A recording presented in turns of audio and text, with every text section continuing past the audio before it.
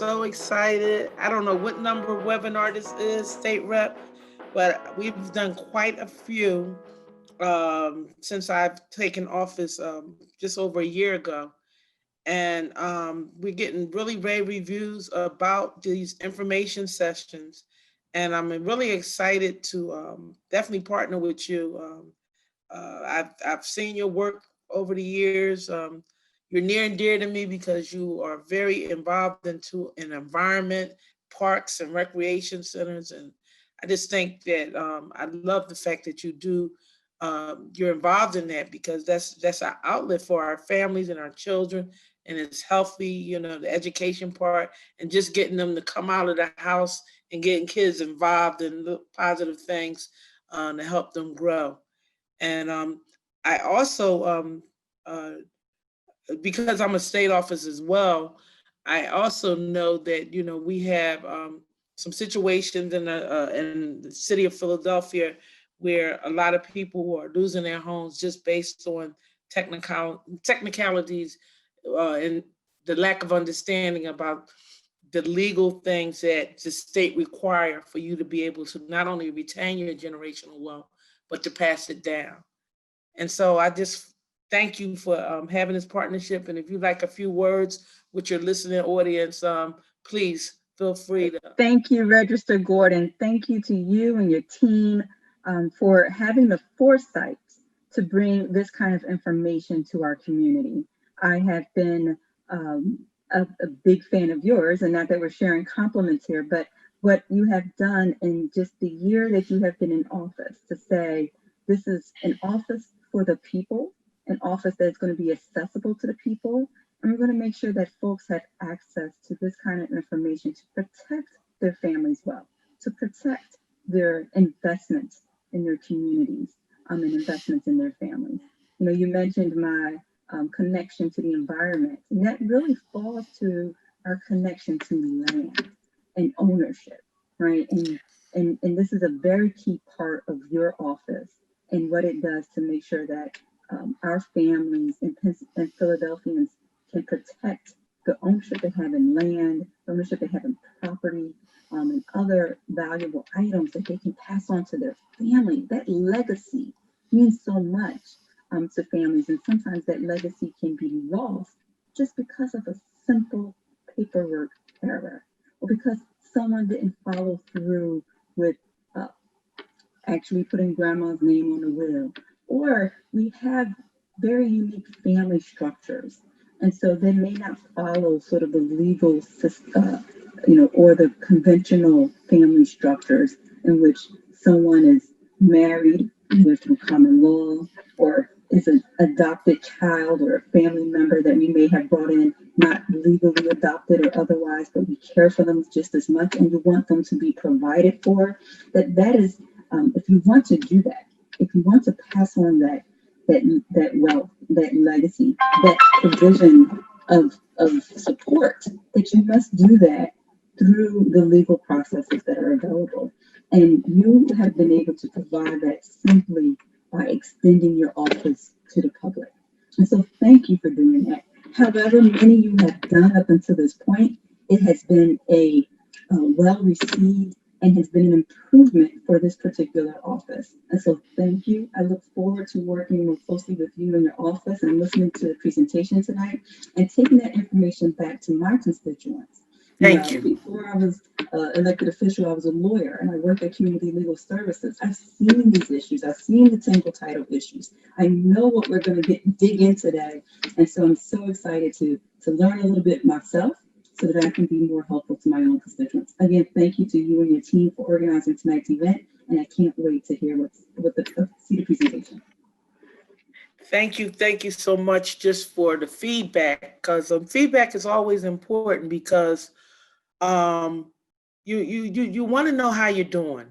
This has been my first year. Within the first 100 days, we were hit with a pandemic of, a magnitude that's we still haven't really grasped. And so a lot of people are dying, and they have to come to our office. People don't know where to go. And so I started these webinars called Plan, Prepare, Protect, because I need people to start thinking about what life would be like for their loved ones and what it would look like without you.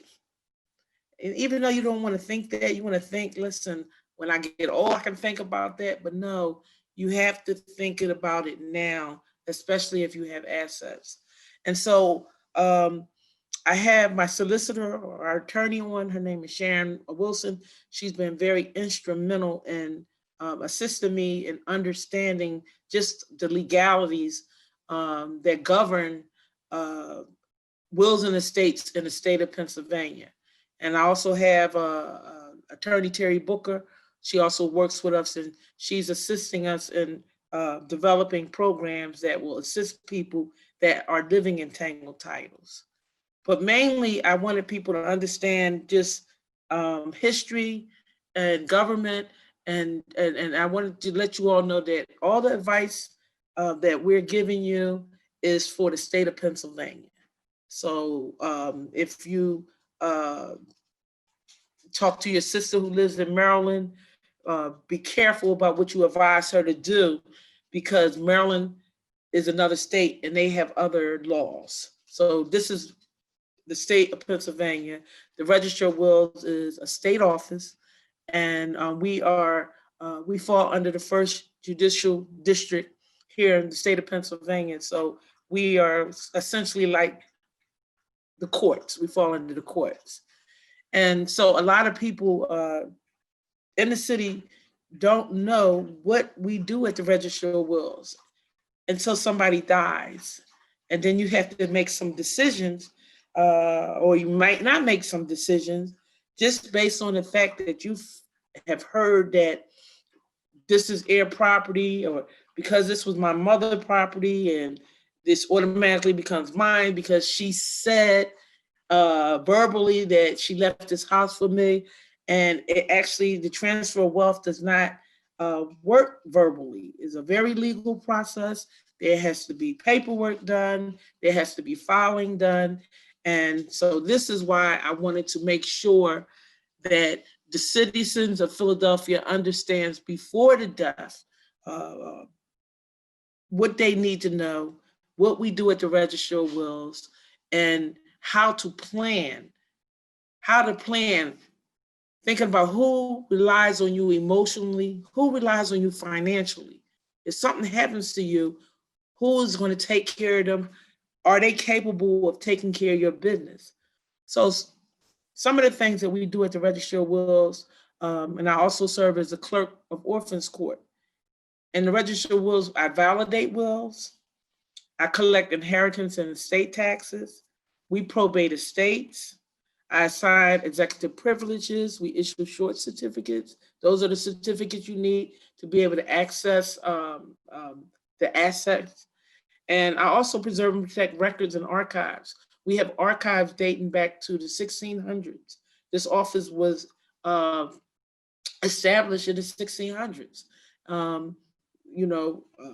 When the Quakers left New England, and came, not New England, when they left England to come over here, and they divvied up the land, they established this so they could protect their land and pass it on. Like, for instance, Girard College, Stephen Girard owned Girard College. He set up a will, and to this day, it still exists in the hundreds of millions of dollars worth of assets. And so my job at the Register of Wills is to make sure those records and those archives are protected. So just in case somebody wants to steal your property, or you want to do some research on, where your family assets went, who passed them down, my office is the office that you come to seek that type of information. I also set public policy, and we'll talk about some of the policies that I'm putting together now to help protect you all.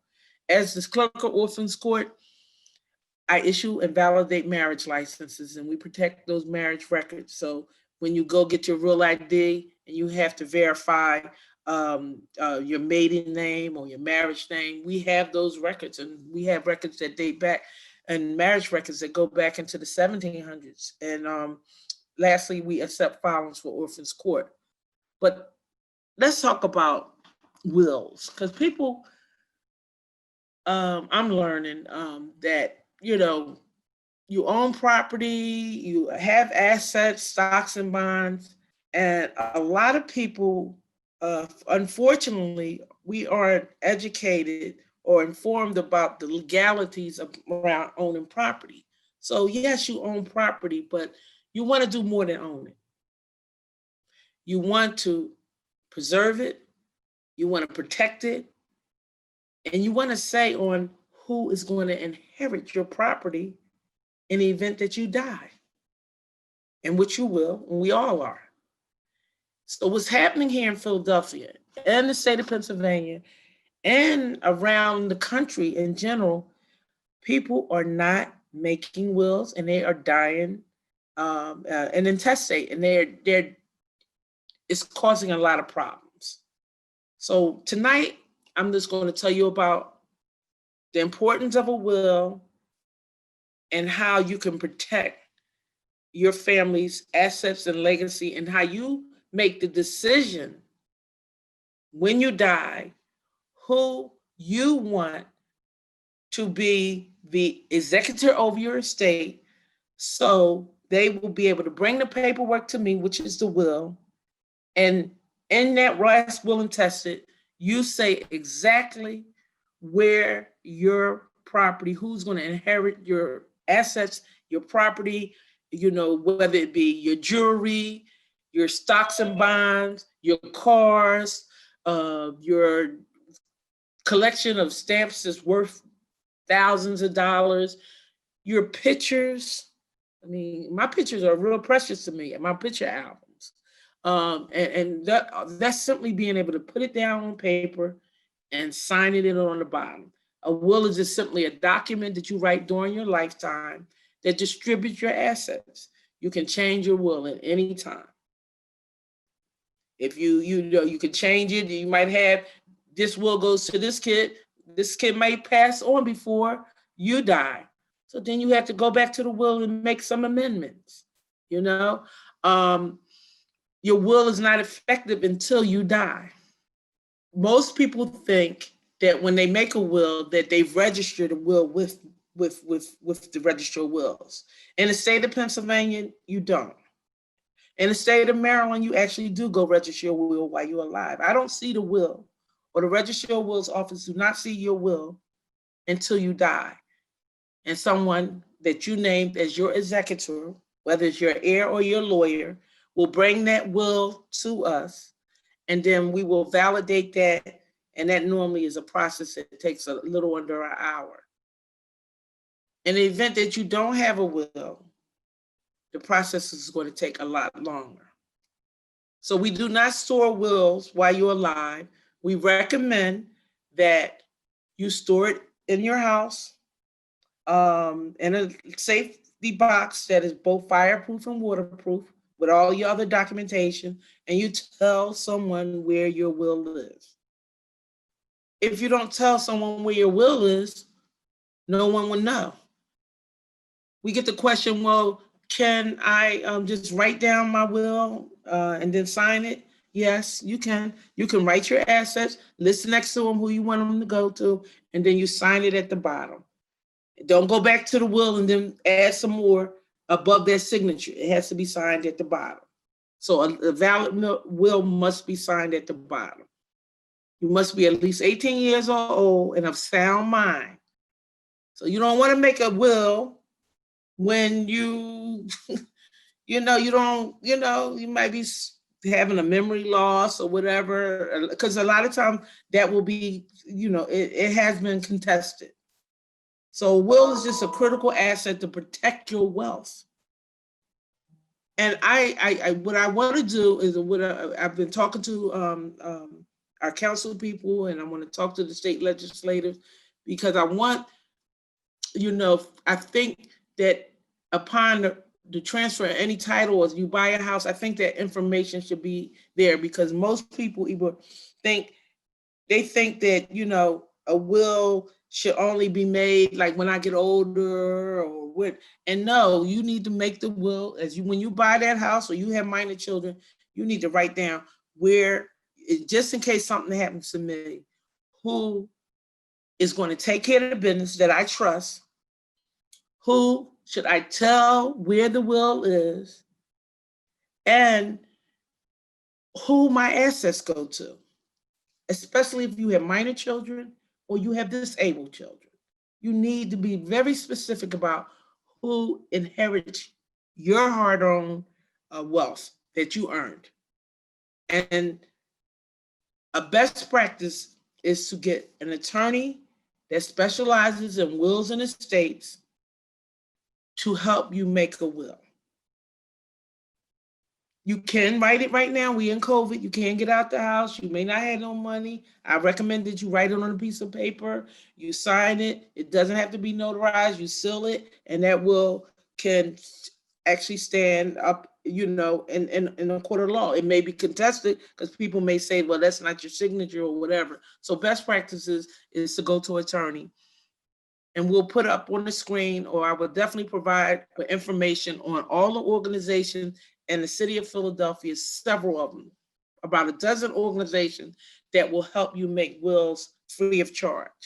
And make sure that when that attorney helps you make that will, that it's a self-proven affidavit, meaning two witnesses are there, they sign the will, they witness the will, and then a self-proof affidavit. Just always remember that, and you can go on our websites and you can call us and we'll tell you all about it. We will go to the Bar Association.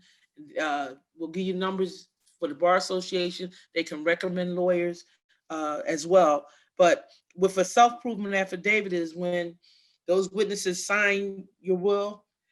When you die, your heirs or whoever you make your executive, they don't have to come back and find the witnesses because it's always a self-proven affidavit.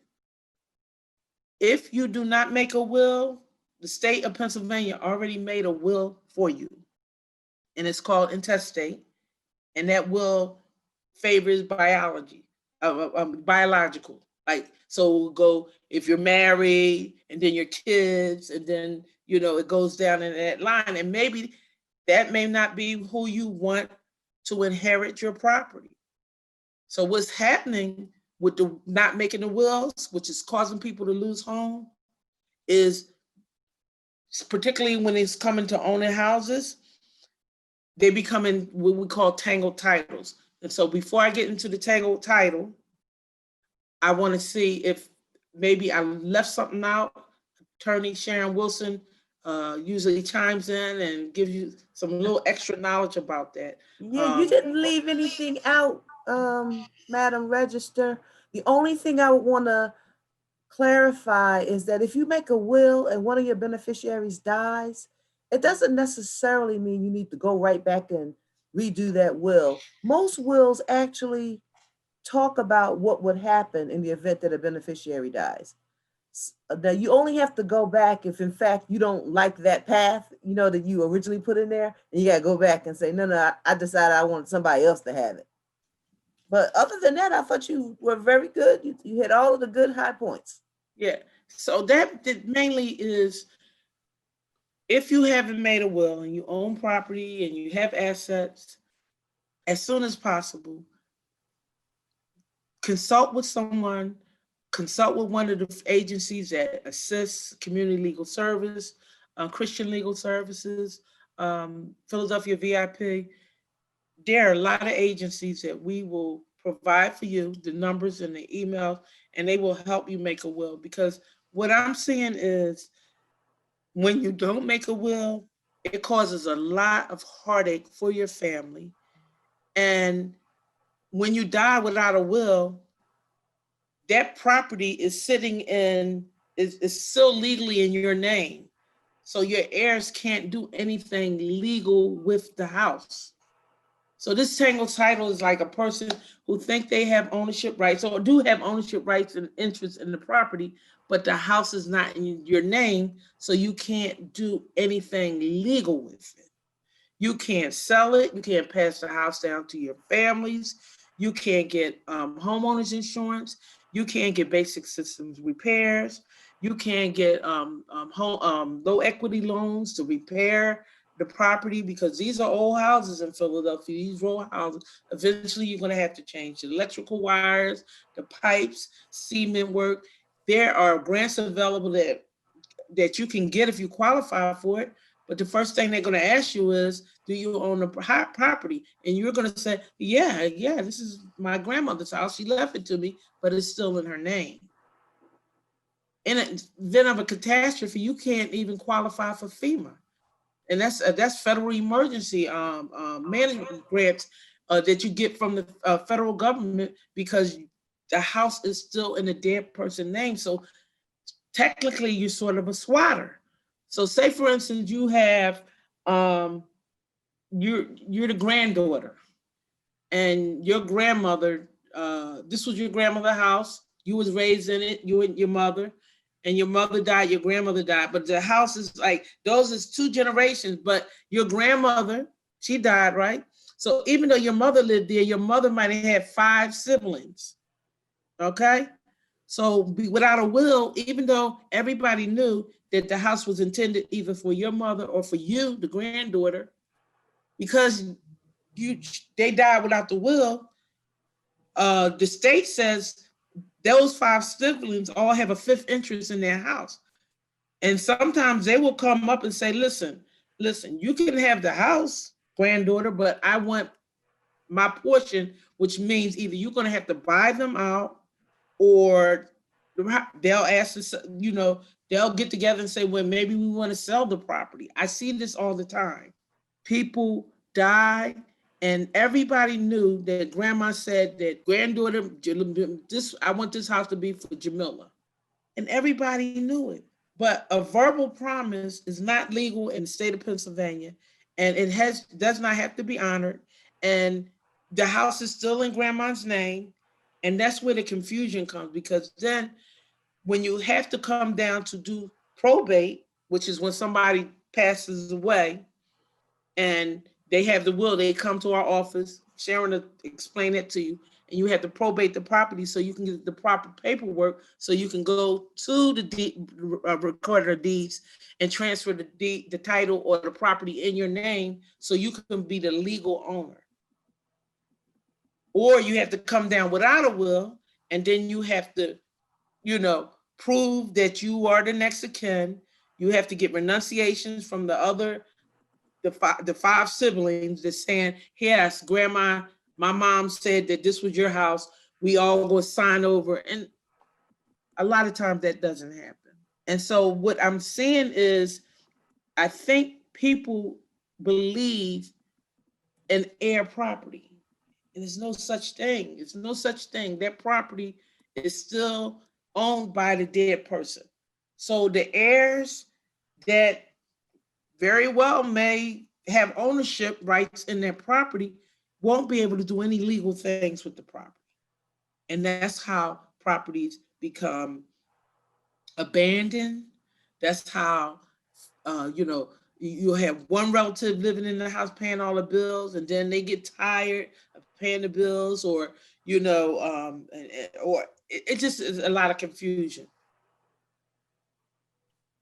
And so Sharon is going to tell you, we'll talk to you about what you do in an event that if you don't have a will, or if you live in a house that they didn't leave a will and is in a tangled title, how we can help you out in the Register of Wills. Now, if you believe that you have ownership interest in a particular piece of property, but your name isn't on it, and the property is in the name of a deceased person, what you can do is actually come down to the Register of Wills and open up an estate, because estates have the authority to transfer property owned by dead people, and they're the only ones that have that authority. So you open up the estate. Once the estate is in your name, then you can show, through tracing your relationship to the decedent, whether or not that property belongs to you. And if in fact it does belong to you, you can use your letters of administration to change the deed on that property from the dead person's name into your name. Now, you could open up an administration, but you can't put it in your name if you're not the next of kin. That's not going to work. You have to be the next of kin or get authority from the people who in fact are the next of kin in order to affect that transaction. And that's where the challenge comes. Because remember I said, and I'm just giving you one scenario. Yours is probably maybe different, but I'm just giving you a common scenario. So you're the granddaughter, and the house is in the dead grandma's name, right? So your mom died, but your mom had 4 kids, four siblings, 4 brothers and sisters. So in order for you, the granddaughter, to get the house put in your name, you have to go back to those the kids that are alive and get them to sign over renunciations. And in many cases, they do, and a lot of times they don't, because really, technically, you weren't the next of kin. The next of kin would be those siblings if the grandmother didn't have a spouse. And it gets really complicated, and I think people get frustrated with it, and then just say, well, nobody's knocking on my door about it. I'm not, I'll just live here until the electrical wires or the plumbing goes bad, and you go to State Representative Donna Bullock because you heard that there are programs that assist and people that low and moderate income and can assist, because electrical wiring, plumbing, that all costs a lot of money. You got to get it done right. And then you go there and then you fill an application out as the owner, and then you got to show proof of ownership with the deed or the title or a mortgage statement, and you can't show the proof and you don't qualify for it. That's when you realize, so like, wait. And that's what I'm trying to educate people on how to avoid that, simply by writing down on a piece of paper and signing it until you can get to an attorney, or going to an attorney and taking care of that business. And if I could jump in, Register Gordon, because the other ways that we see this happening, right, it's when you're applying for basic systems program and the housing repair programs, but also when you have a water bill. So the delinquent water bill, because water is attached to the home. And if it goes years or years, or even real estate taxes, and goes years and years, and now you want to work out a payment plan, well, you can't work out a payment plan because your name is not on the deed. You want to apply for property tax rent rebate with the state. We can't. Homestead tax exemption, senior tax freezes, all these programs that are available to help you stay in your home. We want you to stay in your home. And the best way for us to provide those services and programs is for you to make sure your name is on that deed. And that's where the registrar's office comes into play. And I just established a program. Attorney Booker is going to tell you about it shortly, but yeah. And say, for instance, somebody dies and it's a mortgage. You can't even go to the mortgage company and negotiate with the mortgage company and say, hey, I want to continue paying the mortgage. Look, my mother or whoever only had 5 more years left. Hey, I'll pay it. I was paying it. You can't do anything legal with the house. So if anybody is sitting in a house that's in a dead person's name, please contact our office. We can steer you to professionals, legal organizations that can get you started. Just do not, at this point in time, we do not want you to lose homes. You see how much the property value is going up in Philly. Our row homes, this city, the market is very hot for homes. And you see how much rents are going up. You see how much the homeless population is increasing. And the last thing you want to do is lose a property that your grandmother worked hard. It's just that she didn't understand the importance of making wills. And we want you who are in this listening audience to understand it. And we need you to talk to your neighbors and talk to your relatives and let them know about the importance of, make it a conversation, because people do not want to talk about death. And I mean, I get it. I get it. But when you own a property and you have assets, it is to your best interest, for your family and your family's best interest, that you write down exactly your last will and testament. Out of your 5 kids, this kid is going to be the executor. Just because that kid is the executor don't mean they get more than the other 5 kids. That's the kid that you know that's going to take care of the business. Because when you bring your will there, in your last will and testament, they have to pay the debt off first, and then that's when they disperse the assets. And you can put in there, hey, I want this to go to so and so. I want this to go. I want the house to go to so and so, or sell the house and then you split them however you want. Because I know, because I have 4 kids, and I know how sometimes we think it's like, look, I'll be there. They can take care. You should see the crying, the fighting. It's just is a very somber time when they come into court, and it's fighting when simply the person that owns the house simply makes the decision. You don't have to tell people. Seal it, put it up, let somebody know where it is. You can leave it with your lawyer, let them know where the lawyer is, and you will see how much pressure that's off of your family, because they're mourning you already. The last thing that they need to figure out to be able to go, normally they go up to the funeral director and say, well, how do I access the bank account? Well, what do I do about she had a mortgage? What? And all this is simple. You could just, your lawyer will help you, explain to you, if you have a more complicated situation than other people. But mainly, most of us only need a basic will, because mainly most of us only just have one house. But if you have 2 or 3 houses and some complicated situations, you tell that to your attorney that specializes in wills and estates, and they will help you formulate your will so you can protect your generational wealth and pass it down to who you want to pass it down to. So what we've done at the Register of Wills is we have consulted with a lot of attorneys, and one of the barriers that was interfering in people that were living in tangled titles was they couldn't afford the probate fees. And we have probate fees when you come probated, and it depends on the will and how many estates you have to open, $300 to $500.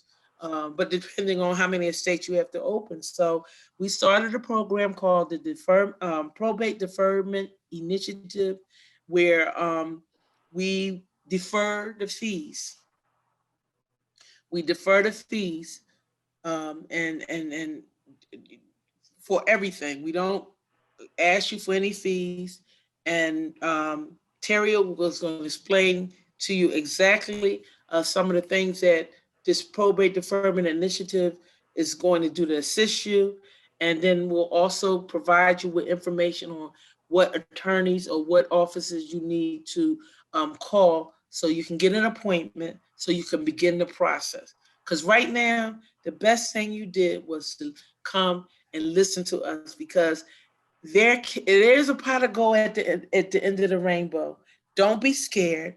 We will be able to help you and steer you to professional attorneys that will help you begin the process of untangling the title and getting a deed in your name, so you can be able to enjoy some of the benefits that other citizens in Philadelphia qualify for. Terry? Good evening, everyone. Thank you, Madam Register. As it was stated already, the Probate Deferment Initiative was designed to help with the tangled title crisis. For those who cannot afford to pay the fee up front for probating or opening an estate, the Register of Wills is going to defer those fees. So you will not have to pay at the time you try to open up your estate. Now, once the estate is open and you receive your letters of testamentary or administration, we will be expecting those fees if perchance in your in that estate there are funds available. If there are no additional funds available within the estate, we are going to place a lien on your property, but we still will not be expecting those fees in return. So if you decide to keep the property as an heir, we will not be expecting those fees back. And the commissioner of records, Commissioner James Leonard, he graciously allowed anyone who's involved in the probate deferment initiative to receive a waiver to record your deed, which is the most important part of untangling the title, is recording the new deed with your name on it. So the fees to record the deed are waived. That does not include the transfer tax, which may or may not apply. It depends. So if you are interested in receiving this type of help through the PDI program, please come give us a call or email us at row.pdi@phila.gov, and we will be able to assist you with getting connected, as Madam Register already stated, with an agency that will help you untangle this title, starting with probate and all the way through to getting that new deed. I know many of you are once you want to live in your house. You want to live in the house. So we're not going to come after you and say, hey, we need, as long as you're living in the house and your heirs are living in the house, we're not coming after the fees. But if you want to, you get out the tangle title and you want to sell the house, we have to, by law, collect the fees. But the bonus to all that is when you go over to the other agency, which is the recorder of records, that was the transfer the title in your name. That was a pretty hefty cost, and he's waiving it if you're in our PDI program. So we just kicked that off. We have the information. We will definitely provide it to State Representative Donna Bullock. If you know of any of your constituents that are sitting in these tangled titles and they are looking to, legally be able to own that asset, we will help you. Don't be scared about how many, your relatives, because eventually you all are going to lose a home. And there are ways that we can, advise you on how to be able to untangle that title and get the deed in your name. And that's one of the big programs that I started here. And I'm very excited about that because I'm very concerned about just the cost of living in Philadelphia. If you're living in a property that is already paid for, don't lose that property. If you're living in a property that you have a mortgage on and it's in your name and you don't have a will, please contact one of those agencies and so you can make the will. Another thing I think that people are avoiding is they think that by not probating the estate, they feel as though they will be able to avoid the inheritance and estate taxes. And you're not going to avoid them. They're not only accumulating, but after 9 months, they're accumulating with interest. The good thing is, when you come to probate, the property is only assessed on how much the property was worth when the person died. So if your grandma died in 1985, the state tax is not going to be on what it's worth today. It's going to be on what it was worth when they died in 1985. Sharon is going to tell you a little bit about how you will not avoid the estate taxes. The state of Pennsylvania, they know when a person dies, and that after 9 months, if you don't pay those estate taxes, then there's going to be some interest accruing on it. The inheritance tax is really a transfer tax. So you pay inheritance tax when you receive property from a deceased person, when it transfers from one person to another, and the transferee, the person that's transferring the stuff, is dead. Now, the inheritance tax isn't a very onerous tax. It doesn't have a large percentage, but if you don't pay it over time, it accumulates. Now, they give you a 9-month grace period after the person has died. So for 9 months, you don't have to pay the tax and they won't charge you any interest. But after that 9 month, then the interest machine starts running. So if you wait to pay the tax till your mother dies, and then your grandmother dies, and then maybe grandfather dies, then you could see perhaps a sizable tax bill. But it's not something that you should run away from. And the reason you shouldn't run away from it is because if that's the only thing keeping you from putting that property in your name, you are missing a lot of the benefits that were spoken about earlier for something that you really can handle. Because when you file the inheritance tax, they will, if you can't afford to pay the full amount outstanding, they will work out a payment plan for you. And we do have some payment plans that are pretty generous, that charge as little as $25 a month. Now, right now, you know your state don't have any money because COVID ate up a lot of it, but they still will extend you a payment plan that you can work out. And remember that inheritance tax isn't like, the IRS, who you don't pay your taxes, they coming after you, they're gonna try to, get your paycheck, all of those things.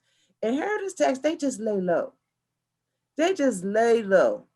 And they are slowly going through the returns, getting to the ones that didn't pay. And when they come across the name of that deceased person that's, that's in the house that you did never transfer the deed on, they're coming for you.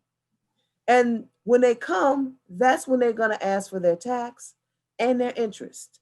So you want to be proactive and you want to go ahead, transfer that deed, make that arrangement, get that done. So you don't let that be a barrier to you really taking advantage of not only securing this generational wealth, which is what we're talking about today, but also so that you can get all of those other programs that we talked about. Like it's the programs with the basic system repair. I heard that it wasn't even a waiting list. I remember years ago, it used to be waiting lists for that. So there's grants is free money. And I know like several of my neighbors, they got new heaters, chimneys, liners, because the chimneys in old houses, eventually you have to get a liner in there, else you might get carbon monoxide. I've seen seniors get cement repair, electrical, the house rewire electrical free of charge. But if you're in a tangled title, you're eligible for them probably through, either being a senior or your income base, but you can't qualify for it. You can't do anything legal. And even if you make too much money to qualify for the grants, there are like interest rates as low as 2%. So I know you see, if you live in certain areas where all these new houses being built around you and you can't do anything with it simply because it's still in the dead person's name, where you could probably get, if it was in your name, that those grants and low interest loans, so you can, sustain the house, you keep the house so you can live in it. Because where are you going to live in Philadelphia now for, I think it's like, I'm hearing that some places it's like $9,000 for a 2-bedroom. And so there's some policies that I want to talk with the state rep, and I've been talking with State Rep, State Senator Sharice Street. We've been in meetings every day just so we can present it to the state legislative, maybe a moratorium, to just get people to waive all of the state taxes, because the state taxes, or at least waive the interest. Because the state, if once they get, they're going to, how much we send to the state every year, and this is pre-pandemic, $80 to $100 million per year from the city of Philadelphia goes to Harrisburg and revenue from estate taxes. We are a first-class city. We are very wealthy in this city. Our houses now are worth, the land around them is worth a lot of money. It's worth it now to save your house. Even if you don't want to live in Philly, if you might save the house so you can sell. Say, for instance, you want to sell this property, but you can't sell it because it's not in your name. Another responsibility that I have is to issue marriage licenses. And we have all the information, for genealogy, if you wanted to know. I just looked up I've seen my grandmother and grandfather when they were married. I got their license and found out that my great grandmother didn't come to Philadelphia from Florida. It was really South Carolina. So we have records there that you can ask about your family history right here. I think that's like $5 a page or something like that. It's really inexpensive. But let's talk about common law marriage, because I think a lot of women and men, they believe that there is still common law marriage in the state of Pennsylvania, and it's not. Since 2005, common law marriage is no longer uh, uh, a law. It's no such thing as common law. And a lot of people think it is, and they're cohabitating together. And then when the partner dies, one of the partners dies, and they think they have rights to I guess the pensions or rights to the house, and come to find out they weren't married, and then all kinds of situations happen. So Sharon, just give them some ideas about how they need to understand that there's no such thing as common law marriage in the state of Pennsylvania. People still. Man, the funny thing is they outlawed common law marriage because they felt like women, especially, were being hurt by believing that they were married, in fact, when they were not. So after 2005, there is no common law marriage, no matter how long you live with the person. Even if y'all call each other, wifey and husband, and y'all own property together, after 2005, there is no common law marriage. And now you can establish a common law marriage if you are saying that you were married before 2005. But that's not an easy thing to do, because you don't have a piece of paper that says, I am married. And it's especially hard to do if the person you're trying to be common law with was already married before, because then they can say, he know how to get married if he want to get married. And if he didn't get married, it's because he didn't want to get married. But the kinds of things that they look at is whether or not you file tax returns together, whether you own property together, whether you wear wedding rings, whether you hold yourself out to be married. Do you tell people that you are in fact married? And the standard is very high. And don't forget, if you're trying to establish common law marriage in order to get assets, there's going to be some family on the other side saying, no, they weren't married. They're not married. Skip over her and get to me. So that's the last thing you want to do, is to try to establish your marriage in defiance of other people saying that you are not married. When it is very easy to get married, the register can tell you we even have self-uniting marriages now. You don't need a preacher or a pastor. You can marry, the two of y'all can marry each other. And if you don't do that, at the very least, leave a will, because otherwise the person that you with has no entitlement to the assets that you leave. So leave a will, make sure that the deeds are correct. Those are all of the things that you have to do to protect that person. I sit in many citation hearings, and Terry and Sharon is in there with me, and you would not believe the tears, because they thought it was common law, and they can't even go to make funeral arrangements because they're not the next of kin. Another thing that I wanted to dispel for you all is how to obtain the money from the bank accounts. And so a lot of banks don't know. And I am in planning some meeting with the Banking Association so we can update them.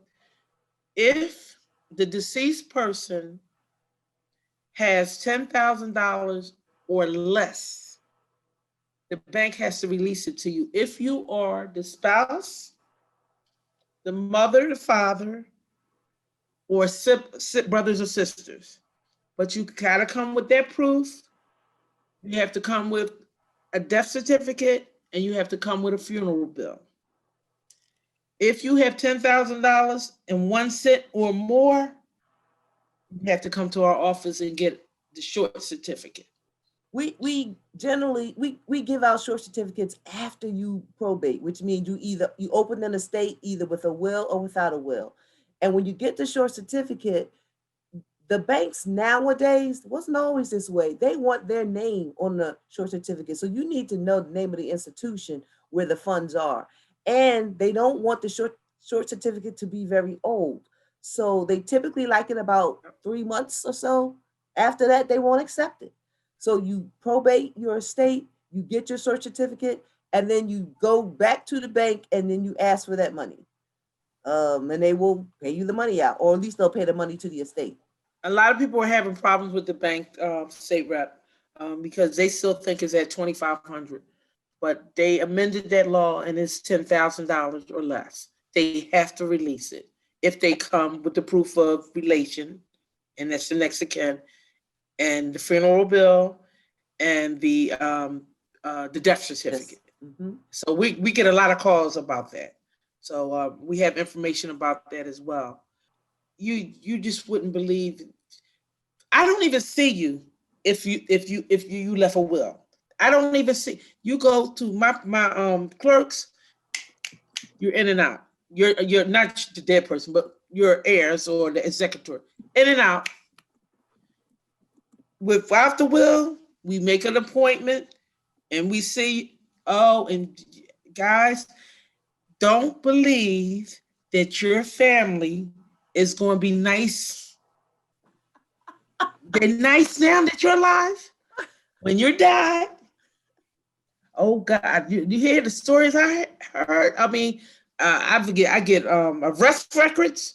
Not to say that the arrest record if you are heir, but if you want to be the administrator of the state, oh no, we can't trust her. It's really a nightmare. And I just hope that you all listen and get this information out and avoid that, because once you die, it gets very ugly. But if you get the will, then you already said, look, this is what I want done. Sign, notarize, you have your the affidavit, and you just slip it in, you come and make appointment, you in and out in an hour.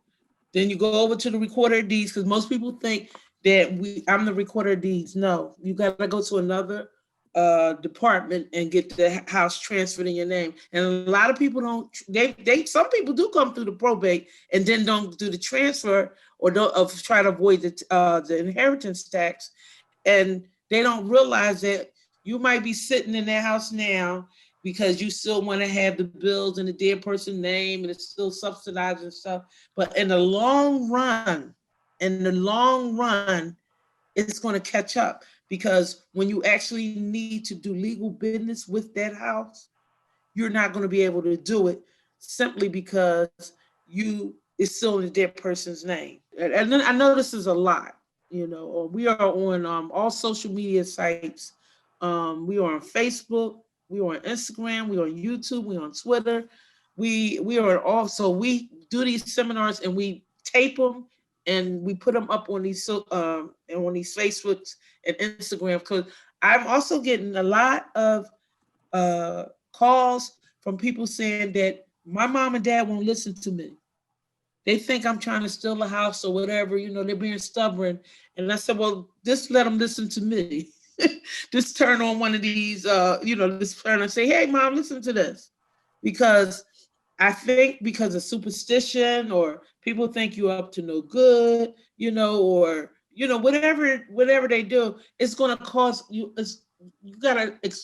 I hope they understand that they're going to cause more drama once they die. Whereas while they still have their, faculties and everything, they simply can to make the will, and they can go to the lawyer. They don't even have to tell you what are they doing. They can seal it, leave it with the attorney, put it in a box, and say, when I pass on. And so that is my mission, to help you all, one, understand the importance of making the will, so when you die, it won't be the confusion. And two, I need to help y'all get out of these tangled titles so you can save your family home, and so you have somewhere to stay, and so you can benefit from all this grant money that's coming.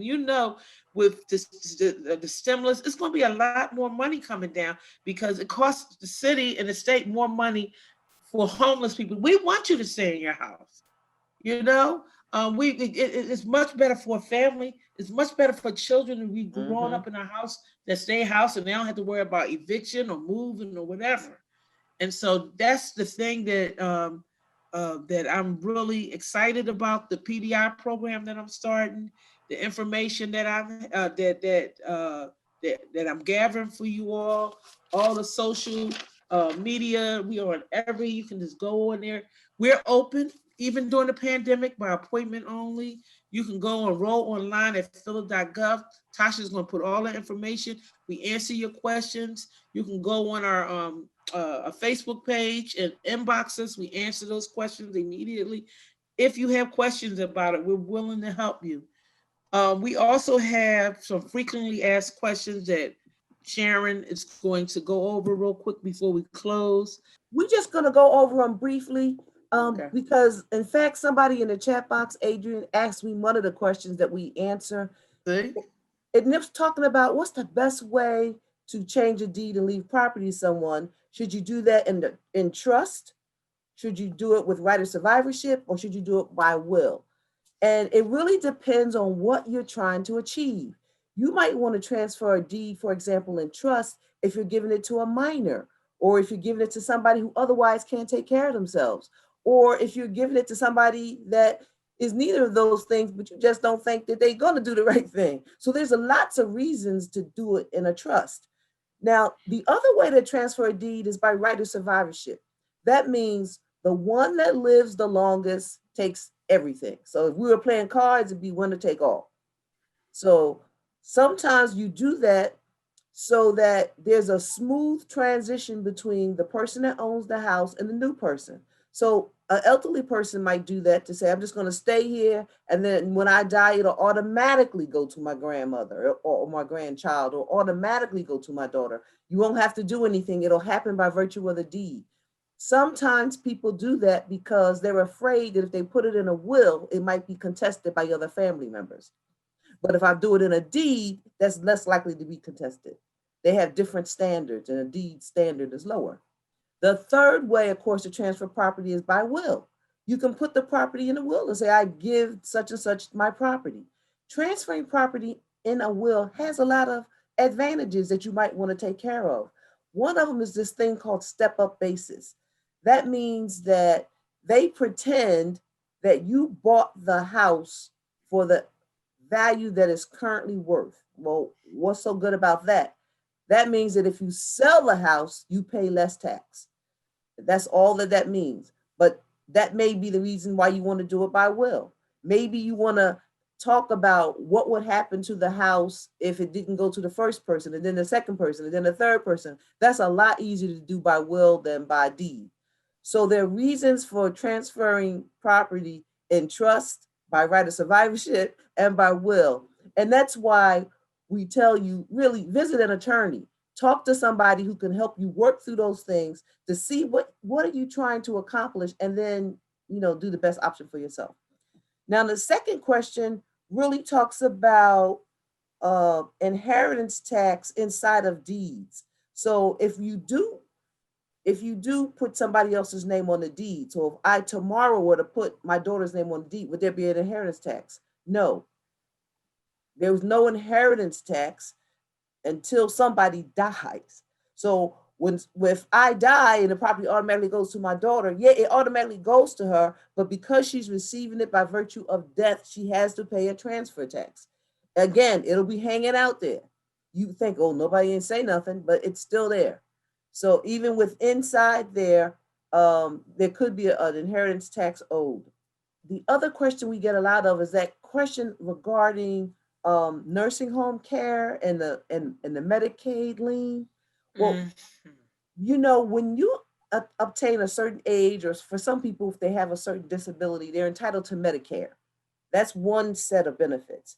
Medicaid is a set of benefits that you get to help assist you with some of your medical expenses because you can't afford it. So you can have Medicare and Medicaid, or you can just have Medicare.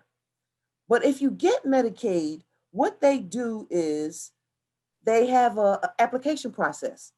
And when you're going through the application process to see if you have the income to meet the Medicaid standard, they not only add up what you have now, but they look back 5 years, and they call it the 5-year look back to see about any property you transferred over that time. And the reason they look back is because they know that people will transfer property in order to be eligible for Medicaid. So they're trying to prevent you from doing that. So if you think you're going to need Medicaid, then you should transfer your property as soon as you can. You don't know how long you're going to live, and it can be really hard to try to figure that out. Again, when you're talking to somebody that's looking at the whole picture, they can help you do that better. People say that Medicaid is going to come take my home. What Medicaid does is they tally every single dollar that they ever gave you while you were in a nursing home. And you know, when you were in a nursing home, an aspirin costs $10. So they tally it all up. They have given me a bill before, and I'm telling you, it looked like a little encyclopedia. So what they do is they take that cost and they say to the estate, once the person is dead, pay up. And if you don't have the money, then they have the ability to put a lien against any property in the estate. So it's not that they come and take your property, they put a lien against it. And when it's time to sell, they want to be paid. So you don't, if you go into a nursing home and you try to plan, what we try to plan for is to have as few years possible as when you need to take out Medicaid so you can preserve your property and your assets for your family. Because sometimes when you die like that, you know, not only are you dying, but you took the family home and sort of leaned it. And so really nobody can buy it unless they pay off the Medicaid lien. The last one is about property. When real property is left to more than one person. I discourage clients from leaving property to more than one person, especially more than two. It's hard to get two people to agree on anything. But if you leave property to 4 people, which is commonly what happens if you die without a will and you have 4 children, they all now are 1/4 owners of that property. But the question that we get is, well, whose responsibility is it to pay for taxes and upkeep? And the answer is the law says it's the responsibility of all 4 of you. So, but it's also the right of all 4 of you to collect rent. So if there's somebody in that house, then they should be paying rent and dividing it between the other 3. But if there's nobody in the house and the taxes, real estate taxes are accruing, it's the obligation of all 4 of you to pay the taxes. And what typically happens in that situation, if people don't own it outright and they're not living in it, they're not paying for it. And then it becomes an abandoned house and a problem. And then you just lost that asset from the estate and the ability to have that, house transfer. And one of the things the register may have touched on, be very mindful. It is getting harder and harder to buy a house. So don't look at these houses as something you can afford to let slip away. You really can't, because many of us know that our children will never be able to buy a house in the way that we were. And if we don't take the time to make sure that they get the house that we have, or to help them with their own generational wealth, they will just be without. And those are my questions for today. And so this is why, don't y'all love attorney Sharon Wilson? Because I'm not an attorney, guys. I'm just an administrator. That's why I have several attorneys. Terry Booker. I have them doing this research because I'm not an attorney. But the thing that I wanted the most for you all to take away from this webinar, because we have them every week, is we're open for business. So anything you didn't understand, you can call us. The second thing I wanted you all to take away from uh, this webinar is consult an attorney that discipline is in wills and estates. You can get consultations. If you can't afford an attorney, we have a list of attorneys. I just had it, lawyer referral services that will help you. Just talk about it, because it could be a situation where you're one of the siblings that own the house, but your brother is living in the house and he won't leave, and you was a sibling too, and you have ownership rights in the house. There are ways that you said they never help you with the lawyer referral. Will help you. But there are ways that you could apply for a citation hearing and bring your case in front of me and say, hey, we want you to even assign an administrator, because if you have an ownership interest in the house or the assets, then you deserve to get what you are owed. And I just want you all to just think about this, and let's all, because I didn't even know when I bought my house 20 something years ago. No one told me about making a will.